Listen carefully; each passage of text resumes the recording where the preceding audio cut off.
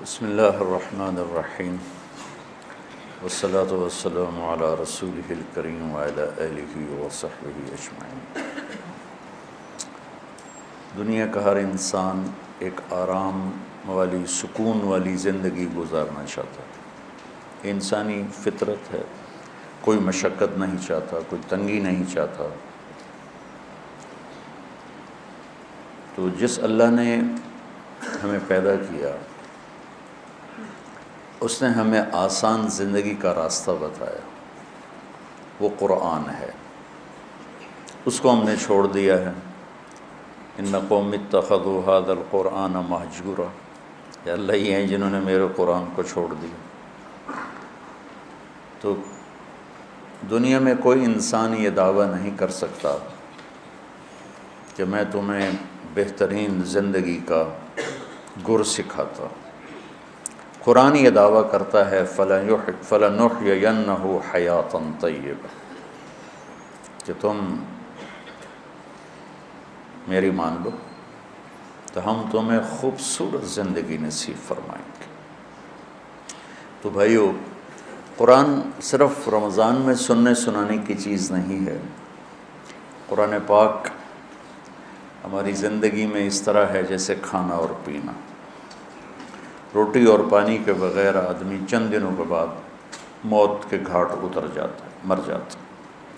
قرآن سے اور نبی پاک کی سیرت سے دور رہنے کے بعد انسانی روح مر جاتی،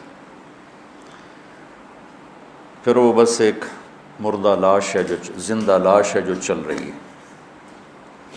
تو صرف رمضان میں اس کا اہتمام نہ کیا جائے، قرآن پاک کو سارا سال پڑھا جائے۔ علماء نے اس کے ترجمے کر دیے ہیں، جس عالم کا ترجمہ آپ کو اچھا لگے آپ اس کا مطالعہ کریں۔ موجودہ اس وقت میں جو سب سے بہترین ترجمہ کیا ہے مفتی تقی صاحب دامت برکاتہم نے، آسان ترجمہ قرآن، وہ سب چونکہ باہر سے بھی لوگ آئے ہوئے ہیں تو آپ پڑھا کریں، آپ کو بہت فائدہ ہوگا۔ سورہ بقرہ میں ایک چیز آج آپ کے شیخ صاحب نے یاد دلائی تھی، تو وہ مجھے خیال آیا کہ واقعی اس کو بیان کرنا چاہیے۔ وہ ہے آیت الکرسی، کہ اس میں اللہ کا تعارف ہے ایسے خوبصورت انداز میں۔ سارے جو دین ہے اس کی بنیاد ہے توحید، رسالت اور آخرت۔ یہ تین پلر ہیں کہ ہم لا الہ الا اللہ، اللہ کے سوا کوئی معبود نہیں ہے، وہ اس جہان کا بنانے والا ہے، لہذا مجھے اس کے مان کے چلنا ہے۔ کیسے ماننا ہے؟ محمد رسول اللہ، کہ محمد صلی اللہ علیہ وسلم آپ کے رسول ہیں، آپ کے بتائے ہوئے طریقے پر مجھے چلنا ہے۔ انہوں نے اللہ کی منشا، اللہ کی چاہت کو عملی طور پر 23 برس میں کر کے دکھا دیا، اور پھر کوئی 2.5-3 لاکھ 1,24,000 تو حج میں موجود تھے، صحابہ اس سے کم از کم دگنے ہوں گے، گن تو کوئی سکا نہیں، لیکن 1,24,000 مشہور ہو گیا۔ یہ وہ تھے جو حجاج اس وقت آپ کے ساتھ تھے، باقی اس سے زیادہ تھے صحابہ۔ تو ایک جماعت اللہ تعالیٰ نے ایسی دی میرے نبی کو، جنہوں نے اپنے نبی کی زندگی کو اپنے اندر اتارا اور پوری دنیا کے سامنے ایسا نمونہ پیش کیا۔ وہ معصوم نہیں تھے، معصوم انبیاء ہوتے ہیں، وہ محفوظ بھی۔ ہم نے ایک اصطلاح نکال لی کہ صحابہ معصوم نہیں تھے، محفوظ تھے۔ معصوم محفوظ میں تو کوئی فرق نہیں ہے۔ وہ ان کی سب سے بڑی فضیلت ہے، وہ مغفور تھے، اللہ نے ان کو معاف کر دیا۔ یہ ہے ان کی سب سے بڑی فضیلت۔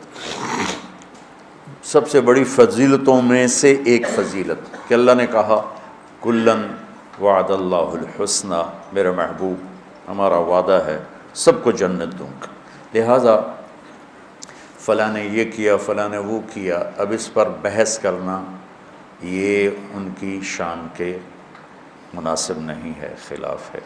جس اللہ نے فیصلہ کرنا ہے وہ قرآن میں پہلے فیصلہ کر کے سنا چکا ہے کہ ہم نے انہیں معاف کر دیا۔ تو وہ اگر ہم ان کو محفوظ سمجھیں، بھائی تم اس طریقے پر کیوں نہیں چلتے ہو، میرے نبی کا وہ تو جی نبی تھے، ہم کہاں نبی کے طریقے پر چل سکتے ہیں۔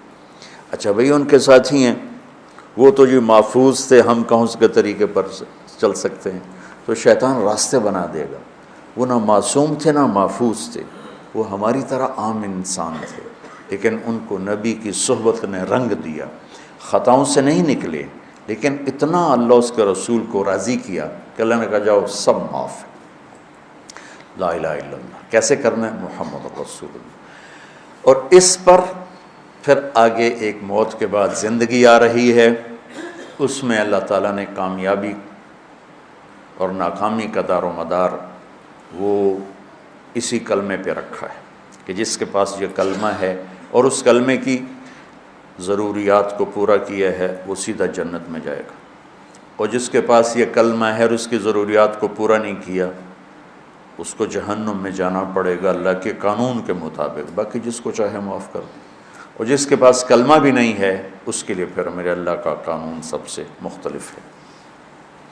تو اللہ کا تعارف سارا قرآن، پہلے قرآن کی ابتدائی الحمدللہ رب العالمین سے ہے۔ اس آیت کو اعظم و آیتن کہا جاتا ہے، قرآن کی سب سے عظیم آیت۔ ایک جگہ مجھے پڑھا ہوا یاد آیا کہ ساری آسمانی کتابوں کا سردار سید الکتب القرآن، قرآن ساری آسمانی کتابوں کا بادشاہ ہے، سردار ہے۔ وسید القرآن البقرہ، اور قرآن کی سردار سورہ بقرہ ہے۔ وسید البقرۃ آیت الکرسی، اور سورہ بقرہ کی سردار وہ آیت الکرسی ہے۔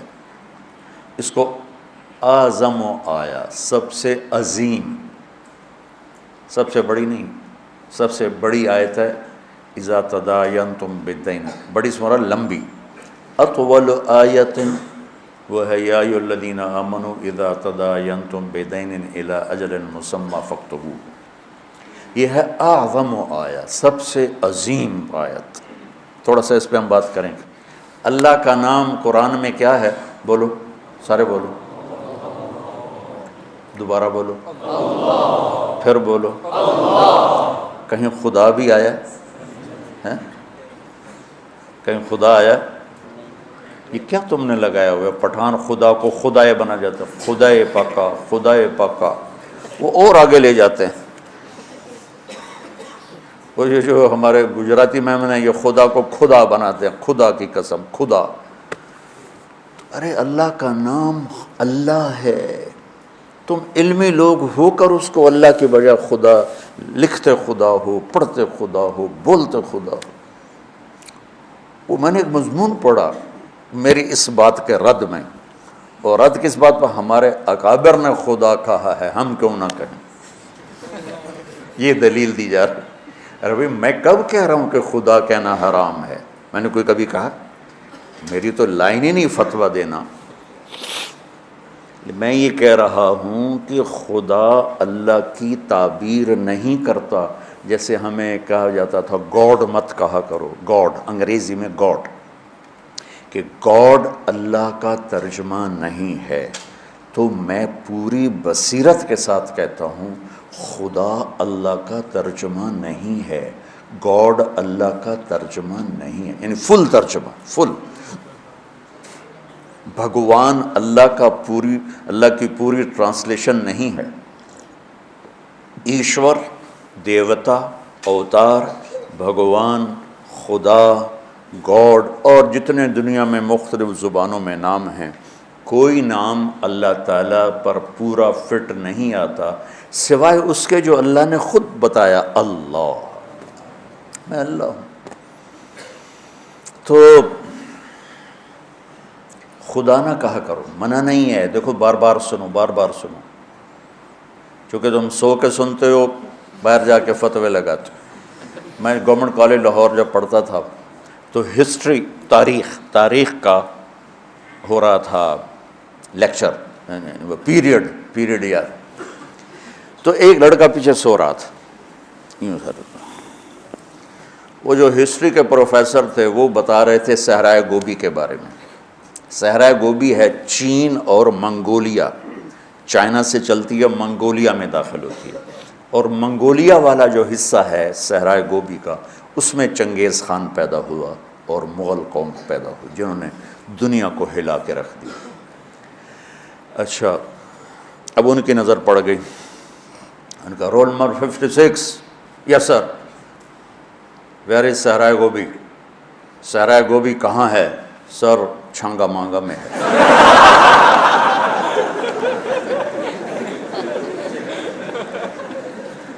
اس نے کہا دفع ہو جاؤ، ایک ہفتے کے لیے مجھے شکل نہ دکھانا. تو یا تم غافل بیٹھے ہوتے ہو یا سوئے ہوتے ہو اور میری بات کا بتنگڑ بنا دیتے ہو. خدا کہنا منع نہیں، بھگوان کہنا منع نہیں ہے، گاڈ کہنا منع نہیں ہے، ایشور کہنا، ہر ایک کی اپنی زبان ہے، لیکن اللہ کے سوا کوئی لفظ نہیں جو اس ذات کی پوری ترجمانی کر سکے.